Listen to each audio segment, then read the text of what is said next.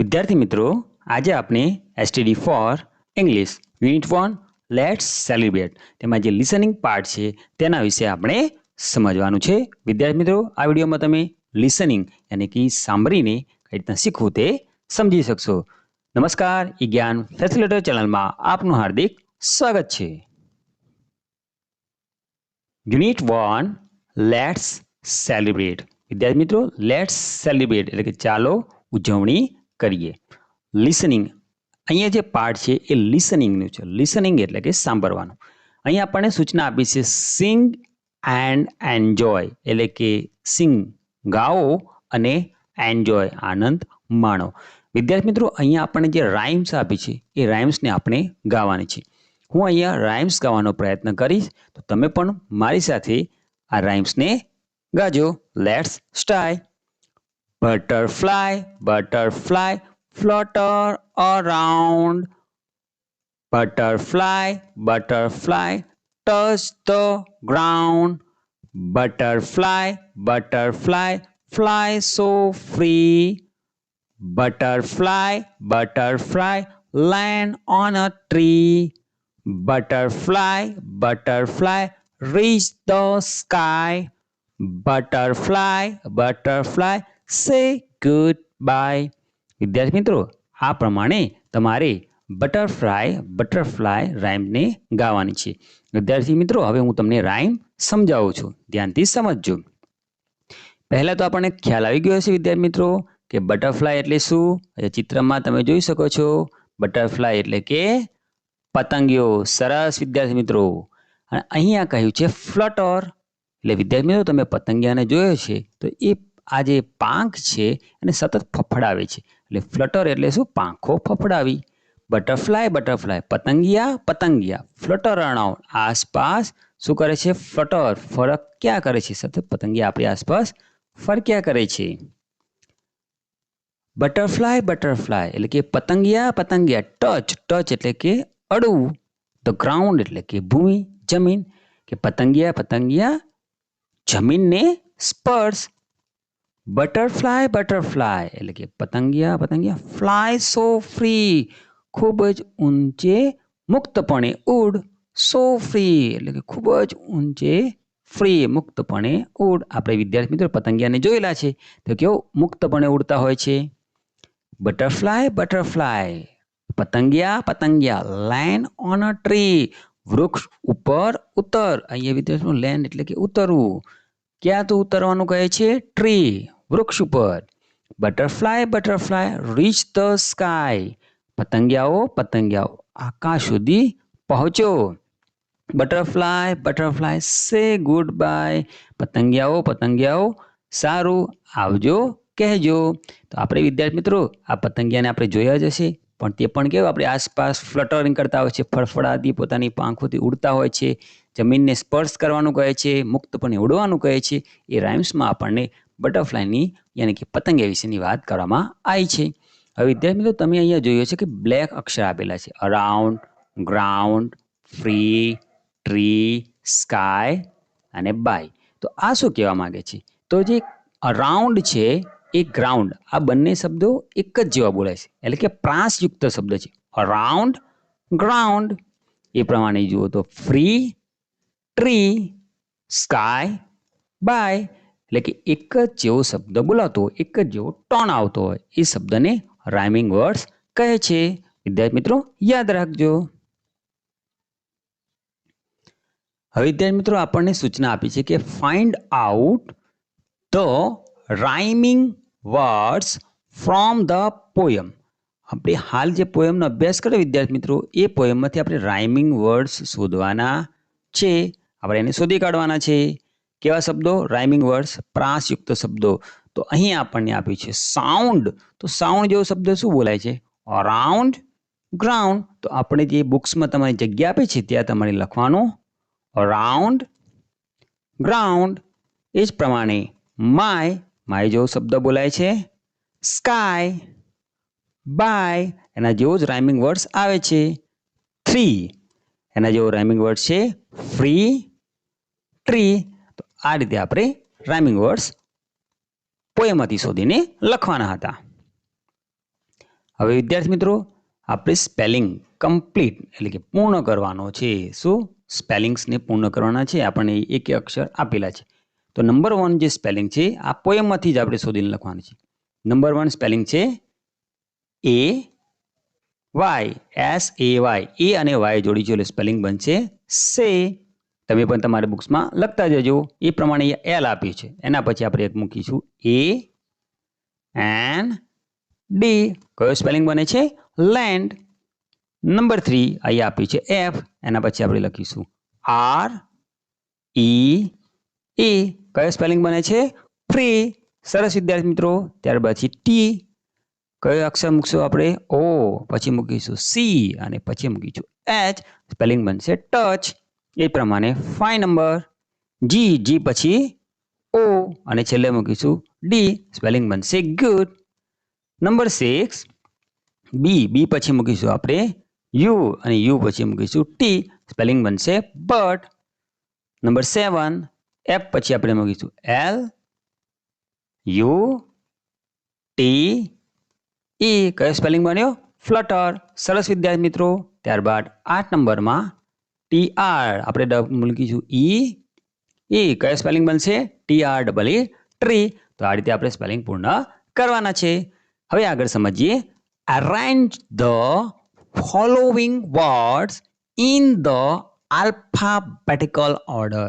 હવે વિદ્યાર્થી મિત્રો આપણને અરેન્જ એટલે કે ગોઠવ્યું. ફોલોઈંગ વર્ડ્સ નીચે આપેલા શબ્દો ઇન ધ આલ્ફાબેટિકલ ઓર્ડર એટલે કે આપણે જે ડિક્શનરીના શબ્દો આવે, અક્ષર આવે, મૂળાક્ષરો એબીસીડીના ક્રમ પ્રમાણે આપણે નીચેના શબ્દોને ગોઠવવાના છે.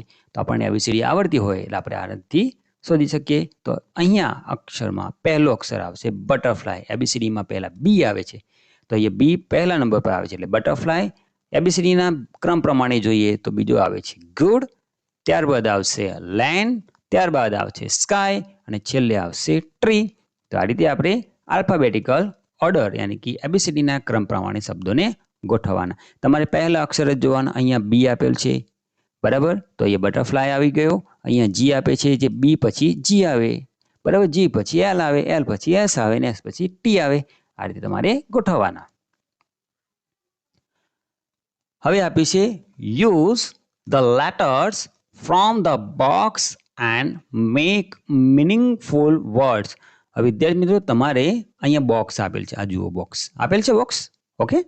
એ બોક્સમાંથી તમારે લેટર્સ લેવાના એટલે કે મૂળાક્ષર લેવાના એન્ડ મેક મિનિંગફુલ વર્ડ્સ અને એવો શબ્દ બનાવવાનો કે જેનો અર્થ હોય એવો અર્થસભર શબ્દ તમારે બનાવવાનો છે. જેમ કે એક્ઝામ્પલ આપી છે બોય. તો આમાંથી આપણે વર્ડ્સ બનશે ARE are, EAR ear, RAT rat, DOG dog, FOR for. તો એ 5 વર્ડ્સ આ રીતે બને છે. આનાથી બીજા વિશેષ શબ્દ બનતા હોય તો તમે કમેન્ટમાં બનાવીને મૂકજો. હવે વિદ્યાર્થી મિત્રો આપણને આપી છે story. Listen to the story. આ વાર્તાને સાંભળો ધ્યાનથી. વિદ્યાર્થી મિત્રો સાંભળજો. A day at the carnival. મેળાના દિવસે. અ ડે એટલે એક દિવસ. કાર્નિવલ એટલે કે મેળો, ઉજાણીનો દિવસ. It is a carnival day. મેળાનો તે દિવસ છે. હુર્રે હુર્રે shouted little mouse.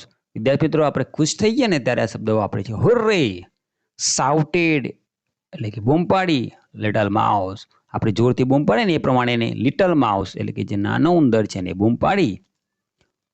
હુર્રે shouted lucky mouse. અને લકી માઉસ નામનો ઉંદર છે એને પણ બૂમ પાડી. હુર્રે હુર્રે shouted ટાઇની માઉસ. પછી જે ટાઇની માઉસ છે તેને પણ બૂમ પાડી હુર્રે. મેળાનો દિવસ હતો એટલે ખુશ થઈને આ લિટલ માઉસ, લકી માઉસ અને ટાઇની માઉસ એટલે વિદ્યાર્થી મિત્રો આ જે સ્ટોરી છે એ સ્ટોરીના 3 પાત્ર છે. પહેલું પાત્ર છે લિટલ માઉસ, બીજું છે લકી માઉસ અને ટાઇની માઉસ. યાદ રાખજો વિદ્યાર્થી મિત્રો, લિટલ એટલે નાનો ઉંદર, લકી એટલે આપણે જાણીએ છીએ નસીબદાર ઉંદર અને ટાઇની એટલે ખૂબ જ નાનો ઉંદર. પણ અહીંયા આપણે નામ આપેલા છે લિટલ, લકી અને tiny. Okay. They planned to enjoy every ride દે એટલે તેઓ. અને વિદ્યાર્થી મિત્રો તે કોણ છે? લિટલ, લકી અને ટાઇની. આ સર્વનામ છે જે આ ત્રણની નામ જગ્યાએ વપરાયો છે. They plan to enjoy every ride. Every એટલે દરેક, રાઇડ એટલે કે સવારીની તેઓએ આનંદ માણવાનું આયોજન કર્યું. But don't lose me. પણ મને ન ભૂલી જતા. Tiny mouse said to his brothers. જે નાનો ઉંદર છે એટલે કે ટાઇની માઉસ છે તેના ભાઈઓને એને કહ્યું કે તમે મને ભૂલી ન જતા. લોઝ મને ગુમાવી ના નાખતા. They raced on toy cars. તેઓએ ટોય કાર્સ ઉપર રેસ કરી. એ વિદ્યાર્થી મિત્રો તમે જોઈ શકો છો ત્રણેય ઉંદર આ રીતના ટોય કાર્સ એટલે કે જે રમકડાની કાર છે તેની અંદર સવારી કરે છે. They went up and down on the merry-go-round. તેઓ મેરી-ગો-રાઉન્ડ એટલે ચકડોળમાં went up and down એટલે કે આ રીતના તમે જોઈ શકો છો મેરી-ગો-રાઉન્ડમાં એટલે કે ઉપર જાય અને નીચે જાય અને આનંદ માણે છે. They enjoyed the giant wheel. Giant wheel એટલે કે મોટી ચકડોળ અહીંયા તમે ચિત્રમાં જોઈ શકો છો મૂવિંગ કરતી બતાવે છે. તેમને જાયન્ટ વ્હીલ એટલે મોટી ચકડોળનો પણ આનંદ આવ્યો. They rode the toy train અને તેમને ટોય ટ્રેનની મુસાફરીનો પણ સવારીનો પણ આનંદ માણ્યો. અહીંયા રોડ છે એ રાઇડનો ભૂતકાળનું રૂપ છે એ પણ વિદ્યાર્થી મિત્રો તમે યાદ રાખજો. તો અહીંયા છે જે ત્રણેય ઉંદરે મેરીગો રાઉન્ડ અને જાયન્ટ વ્હીલને અંદર બેસવાનો આનંદ માણ્યો. The brothers walked to the balloon cart and each of them bought a balloon. The brothers એટલે કે ભાઈઓ walked to the balloon cart. અહીંયા વિદ્યાર્થી મિત્રો ચિત્રમાં જોઈએ અહીંયા જે બની જેવું તમને દેખાય છે એની પાસે ફુગ્ગા છે એટલે કે ફુગ્ગાની લારી પાસે ધ બ્રધર્સ ભાઈઓ ગયા અને બંને ઈચ ઓફ ધેમ ત્રણેય માટે એમને એક એક ફુગ્ગો ખરીદ્યો. 1 balloon, 2 balloon. Wait, where is Tiny Mouse? ઉભા રહો, ટાઇની માઉસ ક્યાં છે? cried little mouse. જે લિટલ માઉસ છે એને કિક્યારી પાડીને કહ્યું કે ઉભા રહો, ટાઇની માઉસ ક્યાં છે? જ્યારે બંને ભાઈ બલૂન કાર્ટ એટલે કે ફુગ્ગાની લારી પાસે ગયા અને ફુગ્ગા ખરીદ્યા હતા ત્યાં જ લિટલ માઉસને ધ્યાન ગયું તો એને કહ્યું કે ટાઇની માઉસ ક્યાં છે? Little mouse and lucky mouse ran to the toy cars. Little mouse અને લકી માઉસ બંને ટોય કાર્સ પાસે દોડ્યા. Tiny mouse wasn't there. પણ જે નાનો ઉંદર યાની કે ટાઇની માઉસ હતો ત્યાં ન હતો. They ran to the merry-go-round. તેઓ મેરી-ગો-રાઉન્ડ પાસે પણ દોડ્યા એટલે કે નાની ચકડોળ પાસે પણ દોડ્યા. Tiny mouse wasn't there. પણ ટાઇની માઉસ પણ ત્યાં ન હતો. They ran to the toy train. તેઓ ટોય ટ્રેન પાસે દોડ્યા.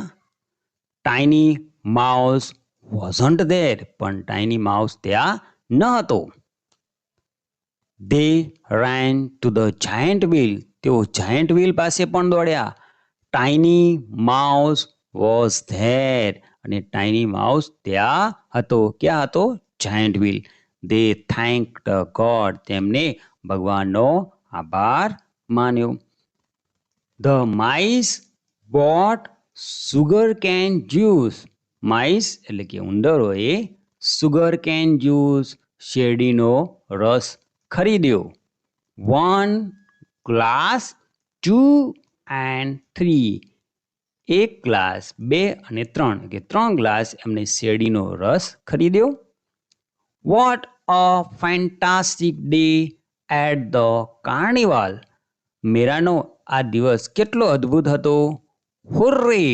હુર્રે હુર્રે they shouted.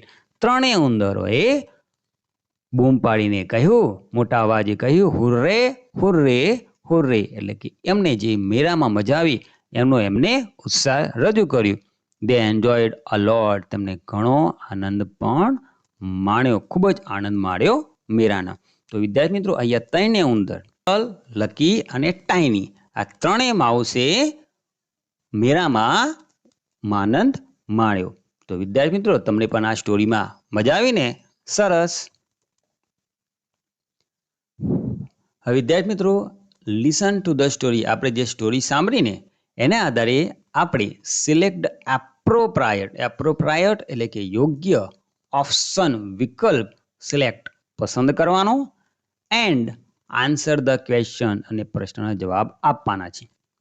The mice went to the mice એટલે કે ઉંદરો, આ બહુવચન છે, માઉસનું માઇસ ક્યાં ગયા હતા?